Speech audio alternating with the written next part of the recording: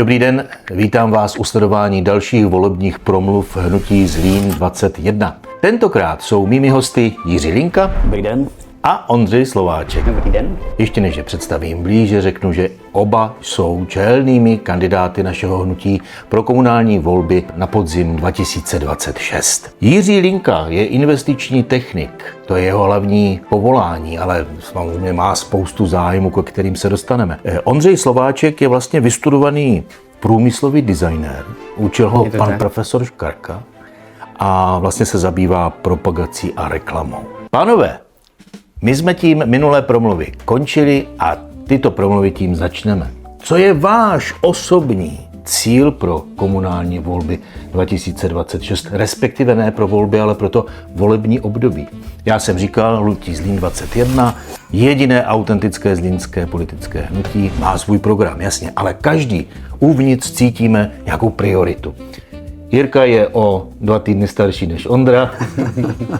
Plus něco. Je to vidět, jsem šedivější trošku, ale se na mě, jak vypadá zub času. Jestli se ptáš na nějaké konkrétní věci, tak my detaily toho programu budeme představovat postupně v příštích týdnech. Myslím si, že to hlavně vyplivneme do éteru a do veřejnosti na podzim, září, před těma volbama. A asi všichni tuší, že tím nejhlavnějším, co tady nás všechny trápí dlouhodobě, neřeší se to, nebo řeší se to, ale není to prostě dostatečné, tak je prostě doprava. Jo, to i lidi, kteří sem přijedou jenom na jeden den na otočku, tak se první ptají, co to máme za nádraží, co to máme za zácpy, protože se nevede dálnice a tak dál. Ono se to nějak posunuje a myslím si, že to další období bude teďka hlavní, kdy se budou dokončovat jak železnice z Otrokovic do Zlína, tak související stavby, jako je obchvat Prštného, obchvat Zálešné, přivaděč na dálnici, teď máme slavnostní otevření a v sobotu, takže myslím si, že to bude hlavní téma a i tím, co dělám a čemu se věnuji, tak si myslím, že to je věc, kterou bych chtěl, viděl bych se tam, že bych tomu měl co říct a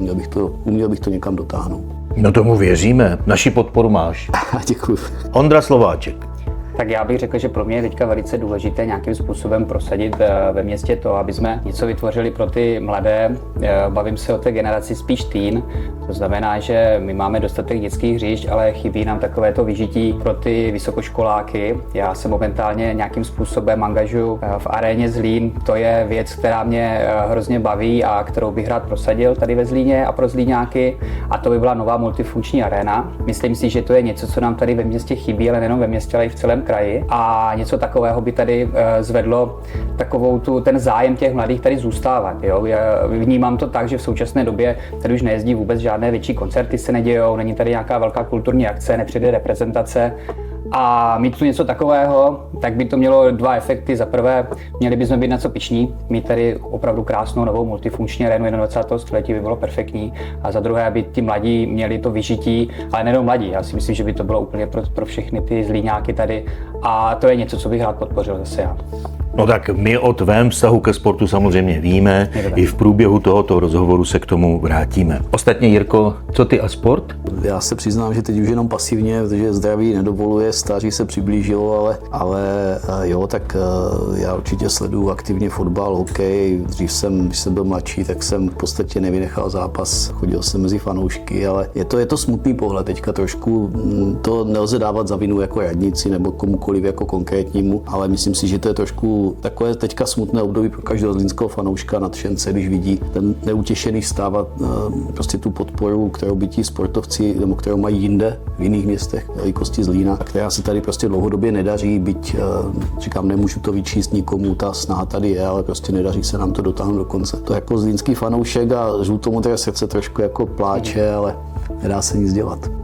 Uvidíme, co se s tím bude dát podniknout. Jirko, ty jako investiční technik, jakou ty máš kvalifikaci pro budoucí fungování, působení na radnici? Co je velká výhoda tvých zkušeností? Tak investiční technik je taková jako úplná funkce, ale já se víceméně celý život profesní, nějakých 25 let, vystudoval jsem strojní průmyslovku, já jsem technik jako od narození by se dalo říct a já se vlastně těch 25 let zabývám správou technologických celků, budov a s tím právě souvisí spoustu investičních akcí a teď v tom smyslu, jako že se něco postaví, zmodernizuje, opraví, nebo se něco naplánuje, aby se zlepšilo. A to je víceméně ta práce, kterou dělám a dělám ji vlastně, já pracuji ve firmě Kovárna Viva, ono je to dohledatelné a to je firma, která investuje opravdu obrovské peníze do obrovských celků. Mám ve nějakém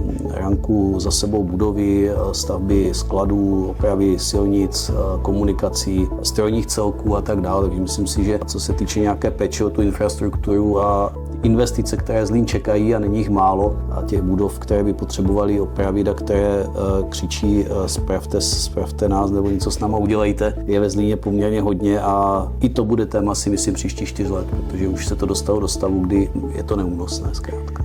Čili jestli tomu správně rozumím, ty jsi ideální člověk na to, aby v rámci města vlastně realizoval ty investice.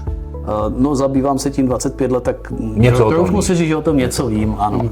Pánové, já bych jenom chtěl říct si divákům, že vy oba, jak Jirka Linka, tak Ondra Slováček, vlastně patříte k takové nové generaci v rámci hnutí Zlín 21, k takovému mladému proudu. Vy jste v tom hnutí na začátku samozřejmě nebyli, ale přidružili jste se a stali jste se nejenže pevnou součástí, ale vlastně teď se dostáváte pomalu, ale jistě do čela. Ale všimněte si jedné věci.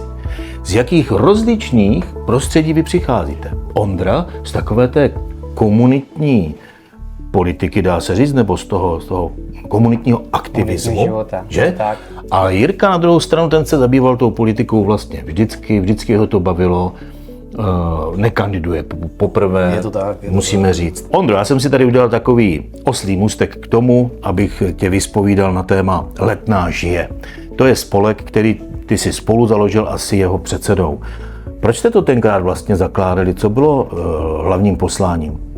To je dobrá otázka. Já bych to řekl, že to bylo z takové obyčejné nespokojenosti. Já na Letné žiji, vychovávám tam děti a měl jsem takový pocit, že se tam moc pro tu Letnou nedělá. Jo? Takže místo toho, abych nějakým způsobem seděl doma a nadával na to, tak jsem se rozhodl, že ze sousedy založíme nějaký spolek a začneme komunikovat s městem, začneme mu říkat, co by bylo dobré pro tu Letnou udělat a co bychom rádi tam změnili. A vlastně to je ten hlavní důvod, proč my jsme tu Letnou žije založili. A v dnešní době to má úžasný přesah, protože my jsme ani netušili, jakým způsobem se to potom rozvine. Tam se vybudoval krásný sousedský život, kdy prostě ty lidé, kteří se dříve neznali, tak se dneska setkávají, sportují spolu, chodí na ten komunitní prostě akce a najednou se úplně změnil ten způsob toho žití na té Letné, protože ty lidi spolu opravdu mluví a řeší ty problémy a my potom máme mnohem jednodušší ten způsob tohoto předávat tomu městu.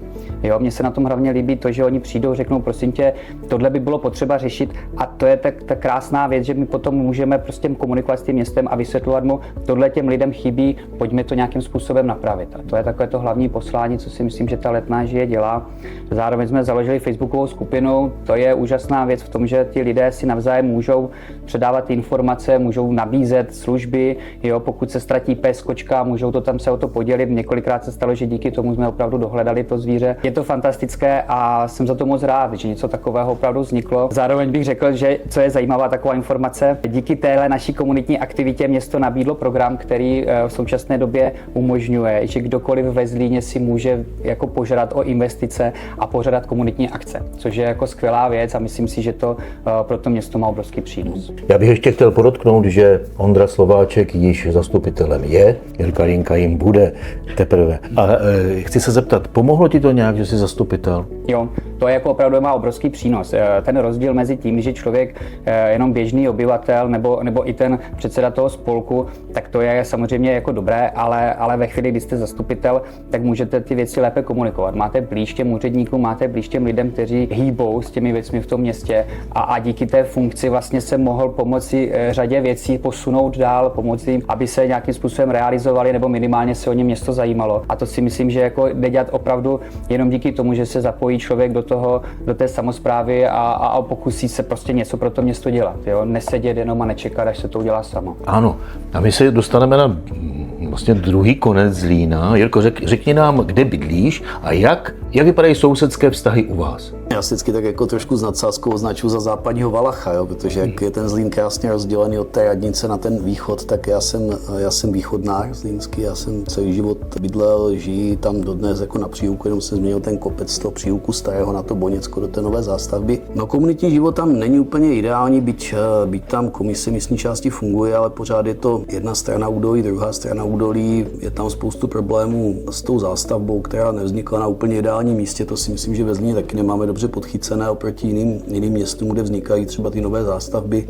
Tady se nevyřešila dobře příjezdovka, nevyřešily se dobře sítě, nevyřešilo se dobře nějaké vyžití, nějaká občanská obslužnost té lokality. Jako popravdě my tam se sousedama taky jako poměrně hodně komunikujeme, taky máme spoustu skupin a nějakého tekutého kapříka si dáme před Vánocema, ale myslím si, že úplně ne všechno jsme schopni takhle v sousedské komunitě vyřešit a ne všechno jako je tak jednoduché. Na druhou stranu obdivuju to, co se na té Letné podařilo, protože tu lokalitu znám, pochází z tam část moje rodiny a je to úplně úžasné. Jako, to je cíl.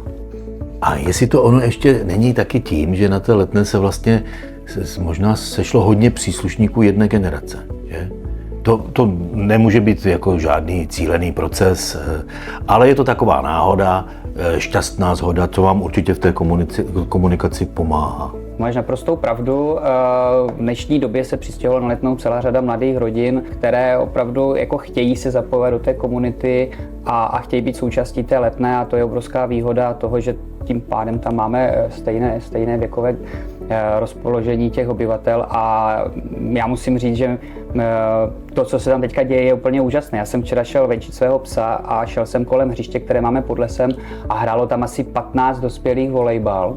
Když jsem šel zpátky, hrálo tam zase 15 dospělých volejbal, ale byli jiní. Pro nás se to prostě proměnilo, někdo mohl v určitou dobu, někdo se tam jako změnilo se to a hrozně se mi to líbilo, protože to jako dříve tam opravdu nebývalo a teďka to tam žije a mám z toho ohromnou radost. A nemyslím si, že to je zásluha jenom toho našeho spolku Letná žije, ale je to tím, že ti lidé opravdu chtějí prostě nějakým způsobem spolu být a nějakým způsobem spolu trávit ten volný čas. Vážení diváci, na Letné spolu chtějí lidé natolik být, že hrají volejbal v 15.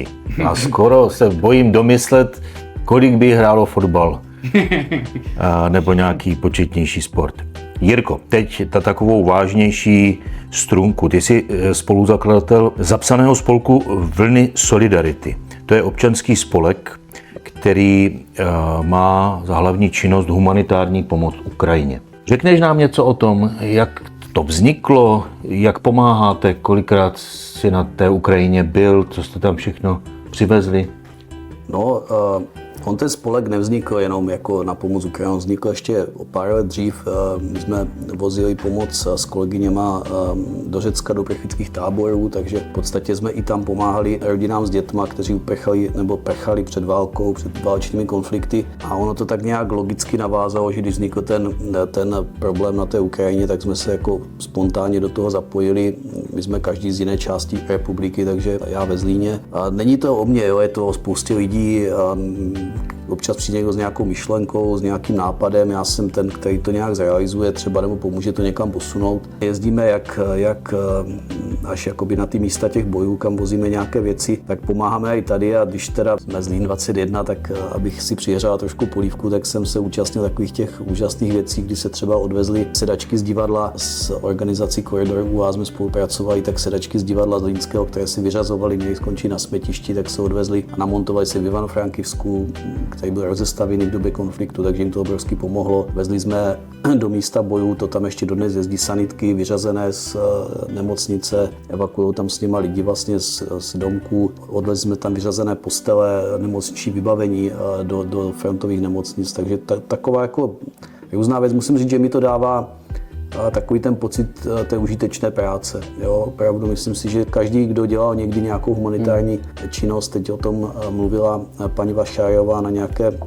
na nějaké besedě, která s tím má dlouholeté zkušenosti, tak říkala, že každý by si to měl zkusit, protože to je návykové a lidi, kteří dělají tu práci nebo vykonávají tu práci pro tu společnost, tak se dožívají dlouhého věku.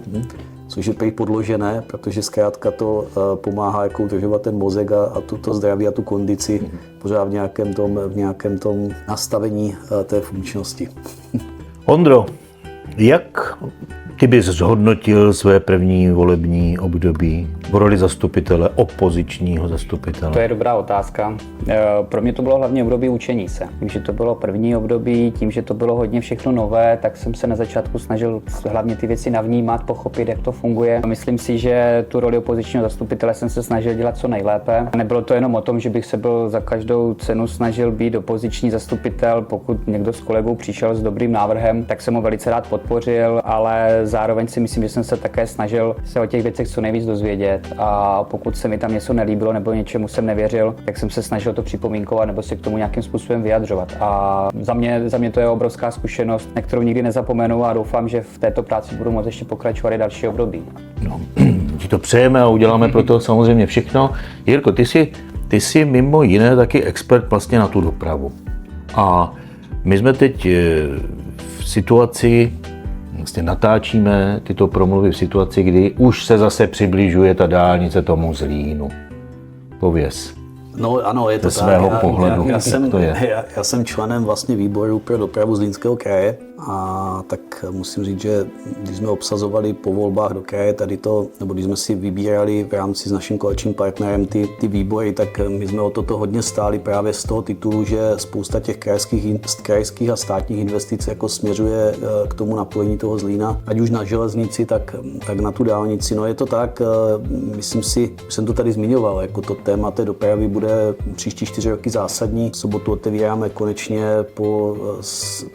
to jsou sny několika generací, tu dálnici k Frejštáku, byť ještě by měla pokračovat minimálně před Zlín. My na východě bychom si to teda hodně přáli.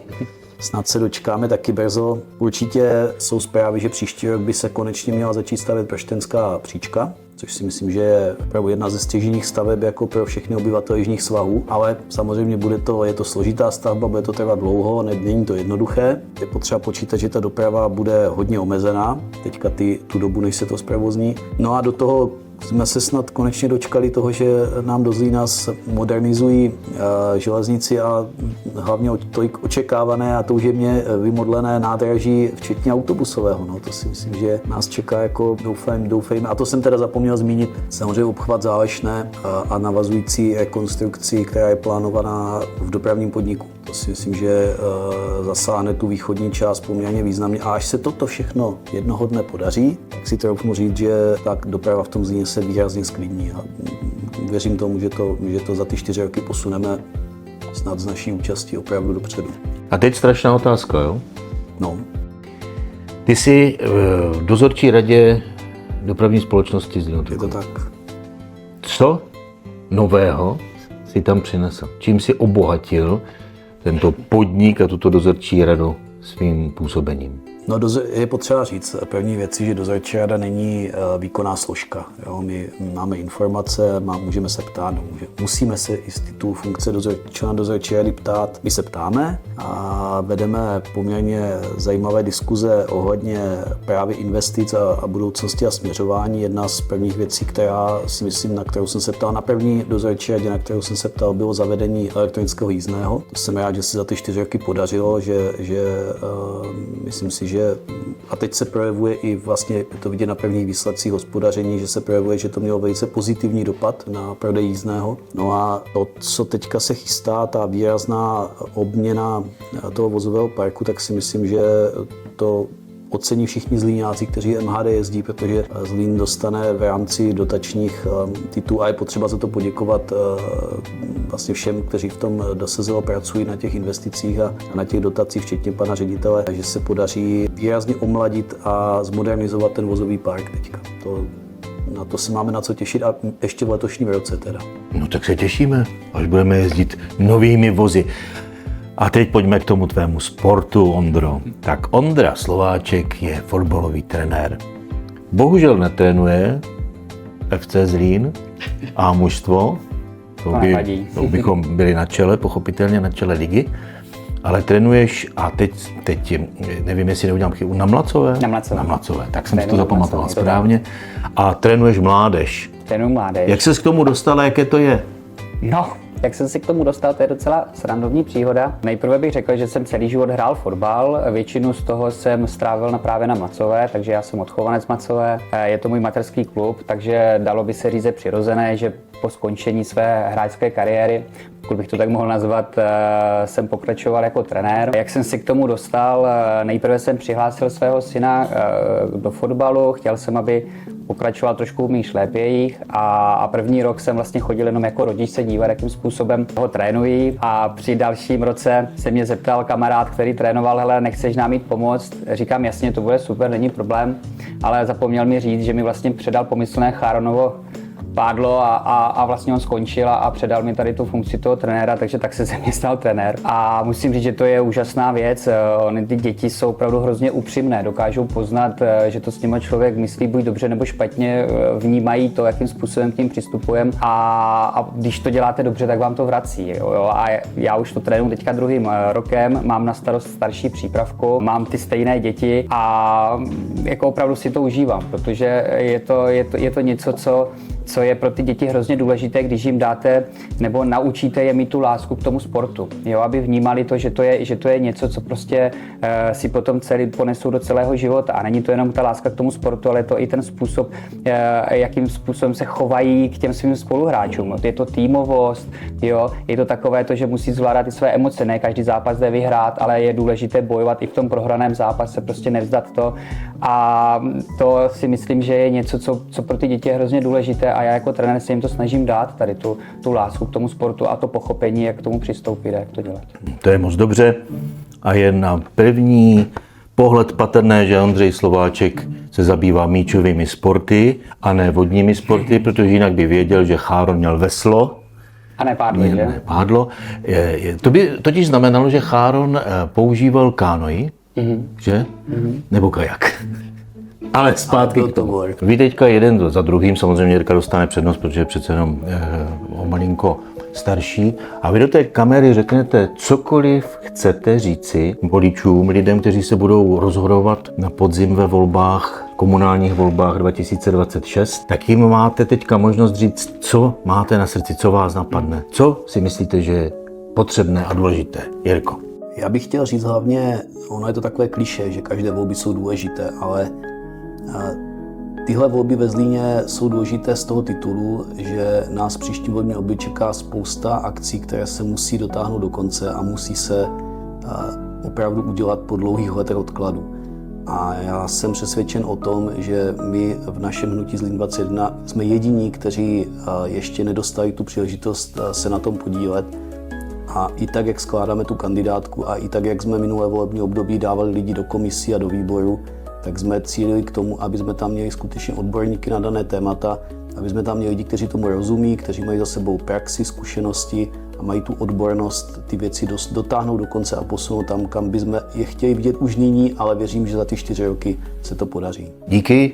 Na řadě je Ondra Slováček. Takže pokud bych měl říct, proč byste měli volit naše hnutí, tak jednoznačně proto, že v něm máme zkušené lidi, kteří dlouhodobě dělají odborně svou práci, rozumí a dalo by se říct, že jsou ochotní tuhle znalost a tuhle kvalitu předat tomu městu. Snaží se nějakým způsobem to, co se naučili, teďka tomu městu nabídnout a já si myslím, že je to ideální věc pro všechny voliče, mít tam lidi, kteří opravdu ví, co dělají, jsou z praxe, mají ty zkušenosti, řada z nich vybudovali nějakou firmu nebo se jim podařilo ve své práci dosáhnout poměrně velkých úspěchů a tyhle lidi právě podle toho Platónova hesla nečekají, až to budou dělat ti, kteří nejsou nejméně zkušení, ale chtějí to dělat právě oni, chtějí se zapojit do těch komunálních voleb a chtějí nějakým způsobem to své know-how předat, tak já si myslím, že by bylo dobré jim dát tu šanci a to naše hnutí zvolit, protože opravdu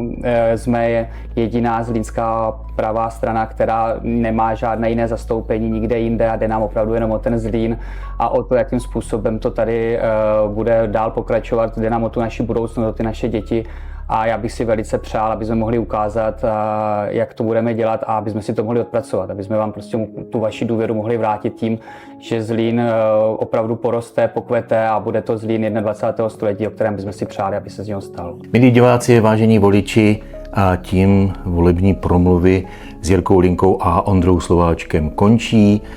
Oni vám oba chtěli popřát krásné léto, já to udělám za ně. Hezké léto. A ještě velice stručná otázka na závěr. Jaká bude dovolená, kam to bude? No já věřím, že bude pracovní, ale někde těch 5-6 dnů u moře si snad dáme.